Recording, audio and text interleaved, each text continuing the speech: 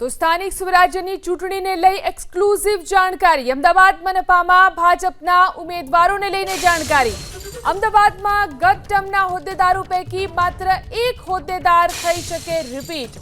પૂર્વ મેયર કિરીટ પરમાર 3 ટર્મને કારણે નહીં થાય રિપીટ, તો બીજી ટર્મના પૂર્વ મેયર પ્રતિભા જૈન પણ 3 ટર્મને કારણે રિપીટ નહીં થાય। પૂર્વ ડેપ્યુટી મેયર ગીતા પટેલ 3 ટર્મને કારણે રિપીટ નહીં થાય। પૂર્વ ડેપ્યુટી મેયર જતીન પટેલ 3 ટર્મને કારણે નહીં લડી શકે ચૂંટણી। હિતેશ બારોટ જાતિગત રોટેશનને કારણે તેમજ વોર્ડ ન બદલવાને કારણે તેમની પણ ટિકિટ કપાઈ શકે, તો બીજી ટર્મના સ્ટેન્ડિંગ કમિટીના ચેરમેન દેવાંગ દાણી રિપીટ થવાની શક્યતા છે। ભાસ્કર ભટ્ટની કર્ણાવતી સંગઠનમાં નિમણૂક થવાને કારણે ફરી ઉમેદવારની શક્યતા નથી, તો ગૌરાંગ પ્રજાપતિની પણ કર્ણાવતી સંગઠનમાં નિમણૂક હોવાથી ઉમેદવાર અંગે અવડવ છે। આ વિશે વધુ જાણકારી મેળવી અમારા સંવાદદાતા કુશાંગ આપણી સાથે લાઈવ જોડાયા છે। કુશાંગ, શું લાગી રહ્યું છે અમદાવાદ માટે? કોના કોના પત્તા કપાઈ શકે છે અને કોને ટિકિટ મળી શકે છે?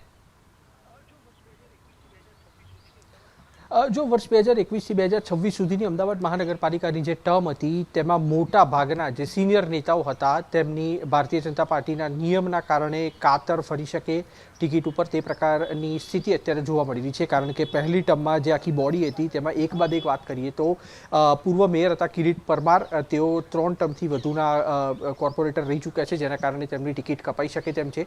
તેમની સાથે ડેપ્યુટી મેયર હતા ગીતાબેન પટેલ, જેઓ નારણપુરા વોર્ડના કાઉન્સિલર હતા, તેમની પણ 3 ટર્મ થઈ ગઈ હોવાના કારણે તેમને પણ પડતા મુકાય તે પ્રકારની પરિસ્થિતિ જોવા મળી રહી છે। હિતેશ બારોટ સ્ટેન્ડિંગ કમિટીના ચેરમેન, જેઓ થલતેજ વોર્ડના કાઉન્સિલર છે, અત્યાર સુધી સૌથી સશક્ત ઉમેદવાર તેઓ માનવામાં આવી રહ્યા છે, પરંતુ જે રીતના રોટેશન આવ્યું છે અને એસસી બેઠક જે છે તે થલતેજ વોર્ડમાં લાવવામાં આવી છે, જેના કારણે તેમને લઈને પક્ષ છે તે ચોક્કસથી પુનઃ વિચારણા કરી શકે તેમ છે। કારણ કે આગામી ટર્મ છે, મહત્વની ટર્મ છે અને બોર્ડ પણ જ્યારે ચલાવવાનું હોય છે, વિપક્ષના પ્રશ્નોનો સામનો પણ કરવાનો હોય છે, તેવા સંજોગોમાં હિતેશ બારોટને લઈને હજી પણ અસ્પષ્ટ વલણ છે તે જોવા મળી રહ્યું છે। તે બાદ પક્ષના નેતા, જે ગત ટર્મની વાત કરવામાં આવે ભાસ્કર ભટ્ટ, જેઓ સરસપુર વોર્ડના કાઉન્સિલર હતા, 3 ટર્મથી વધુ તેઓ કાઉન્સિલર રહી ચૂક્યા છે અને તેની સાથે હાલમાં જે નવી બોડી, ખાસ તો પ્રદેશ અધ્યક્ષ જગદીશ પંચાલ બન્યા બાદ નવી બોડી અલગ અલગ જે સંગઠનની બનાવવામાં આવી તેમાં ભાસ્કર ભટ્ટ છે તેમને કર્ણાવતી સંગઠનમાં સ્થાન આપવામાં આવ્યું છે, જેમના કારણે તેમની પણ ટિકિટ કપાઈ શકે, એક વ્યક્તિ એક હોદ્દાના કારણે તે પ્રકારની પરિસ્થિતિ ઊભી થઈ છે। તે વખતના દંડક છે અરુણસિંહ રાજપૂત, જેઓ 3 ટર્મથી વધુના કાઉન્સિલર હોવાના કારણે તેમની પર પણ કાતર ફરી શકે તેમ છે। બીજી ટર્મની વાત કરવામાં આવે તો બીજી ટર્મના જે મેયર હતા પ્રતિભા જૈન, તેઓ 3 ટર્મથી વધુના સમયથી શાહીબાગ વોર્ડના કાઉન્સિલર હતા અને તેના કારણે તેમના પર પણ તેમને પણ ટિકિટ ન અપાય તે પ્રકારની સ્થિતિ છે। આ પરિસ્થિતિ ઘાટલોડિયા વોર્ડના જતીન પટેલની છે, જેઓ ડેપ્યુટી મેયર રહી ચૂક્યા છે। દેવાંગ દાણી એકમાત્ર એવું નામ છે બોડકદેવ વોર્ડના, જેઓ 2 ટર્મ ચૂંટણી લડી ચૂક્યા છે, સેન્સ પ્રક્રિયામાં હાજર પર રહ્યા હતા અને તે તમામ ક્રાઇટેરિયામાં ફિટ થતા હોવાના કારણે અને સિનિયર નેતાની આવશ્યકતા ઊભી થતી હોવાના કારણે તેમને ટિકિટ છે તે રિપીટ થઈ શકે બોડકદેવ વોર્ડ ઉપરથી, તે પ્રકારની તૈયારીઓ અત્યારે જોવા મળી રહી છે।